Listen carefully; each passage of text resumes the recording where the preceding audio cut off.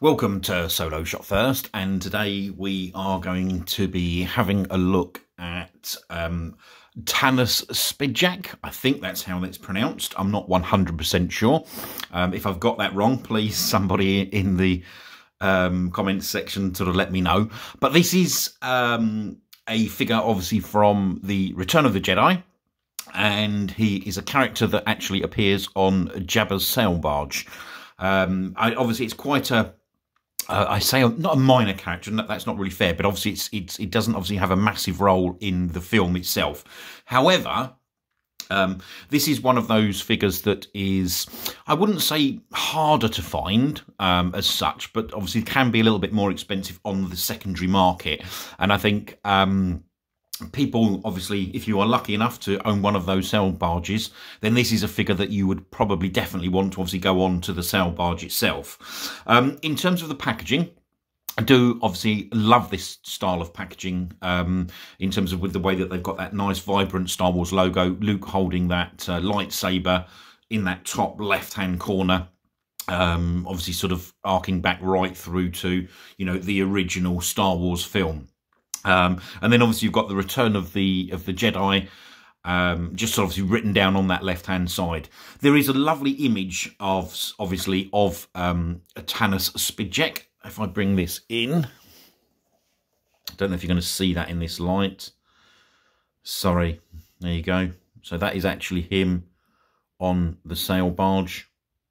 And inside the bubble, the figure, while obviously I know is slightly more limited on obviously articulation, does look quite impressive.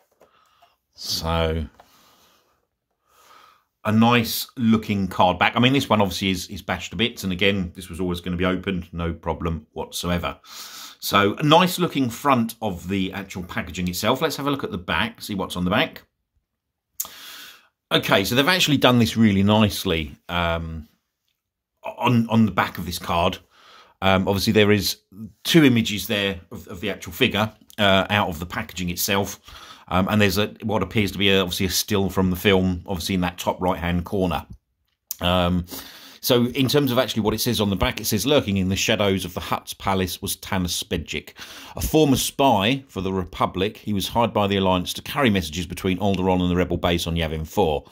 Spijek was an Elam, a primitive, peaceful species, sympathetic to the rebellion and their enslavement by the Empire during the Galactic Civil War. So that's quite interesting. They give you a little bit of background on the figure. And what is also nice is obviously they show you 4 other figures that were sort of part of this, I wouldn't necessarily say wave, but you could get as part of this collection. So you've obviously got like holographic Luke Skywalker, a Lando obviously on the sail barge. You've got the Rappaccini, which is obviously a cool figure from Jabba's palace. And I think it's Jay Quill, which I think is also one of the harder figures to find. So nice looking back of this packaging itself. So we'll just take one final look at the front. As I said, the figure in the bubble looks pretty decent. In terms of the colouring and the head sculpt looks really, really good. So all we need to do is let's get this figure out of the packaging and have a look at it in a bit more detail. Okay, so here we've got him nicely removed, and I've got to say, listen, it's a really nice looking figure. I mean, I know obviously the articulation is not what we have or have been getting obviously recently with the modern vintage collection, but this is one of those figures that is, and I wouldn't say quirky, that's not the right word, but it's one of those sort of background characters that we just don't seem to be getting in the vintage collection anymore, unfortunately. I'm not going to moan about obviously what they've given us, because they've given us some fantastic figures recently, but it does seem that, you know, you're getting an awful lot of Boba Fett's, etc., that type of thing, when it would be lovely if they could concentrate on, I wouldn't say concentrate, sorry, that's also probably not the right word, but it'd be nice if we could get these type of characters certainly into the vintage collection line. In terms of the actual look of this figure, let me just bring him in really closely so you can actually see that is some really lovely detailing on the head. That looks really, really good. Really nice sculpting. Really nice. And obviously a different colour on the back, but we'll have a look at that separately. But yeah, look at that detail. on that head sculpt. That's really impressive.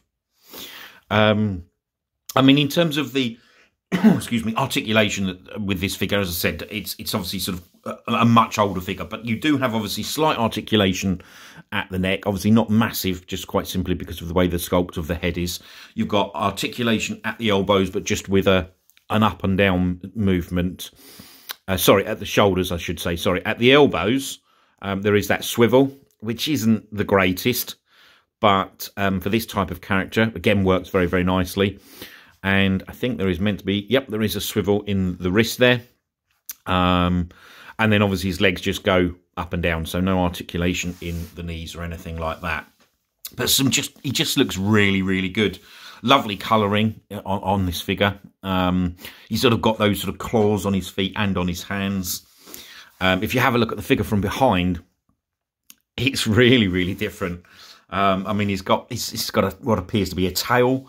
And obviously you've got that sort of cream stripe that goes all the way from the bottom of the tail all the way right into his head sculpt.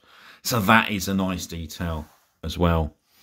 But as I said, this is just one of those, again, one of those sort of background figures that is just lovely to have.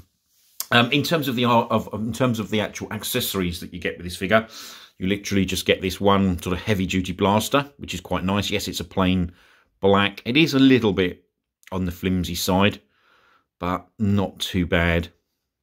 A little bit sticky there where the elastic band has been on that, but hopefully that will just wear off. So quite a nice blaster to go with it. And then you just get the a standard Star Wars stand. I mean, I don't think you necessarily need a stand with this figure, quite simply because if you look at that, you know, he stands really quite strongly anyway, quite simply just because he's got very big feet with those claws on and talons and everything else. Let's see how he holds that weapon. Right, so I've got the weapon in the hand now. I'm not sure if you can actually see it from that angle. But that's pretty cool, having him like that. The one thing I would say about the weapon, you've got to be a little bit careful, because this piece on top obviously is a really, really very light plastic. And the way that is positioned, obviously, on the rifle itself is right over the you know, the handle for the weapon. So you just be a little, you know, if you've got one of these and you're opening in it, be a little bit careful with that. But this is a nice figure. Really nice figure, as I said. And listen, if you are one of these people that were lucky enough to get the Sail Barge, then you're going to want this figure. Absolutely. I'm going to leave it there. Listen, I hope you have enjoyed this video. If you have, please hit the like button. If you're new to the channel and you want to subscribe, please do. There'll be plenty more videos coming again shortly. If you've got any questions, any comments on this figure, then please leave them in the comments section below and I'll come back to you as soon as possible. I hope you've enjoyed the video. Thanks for watching.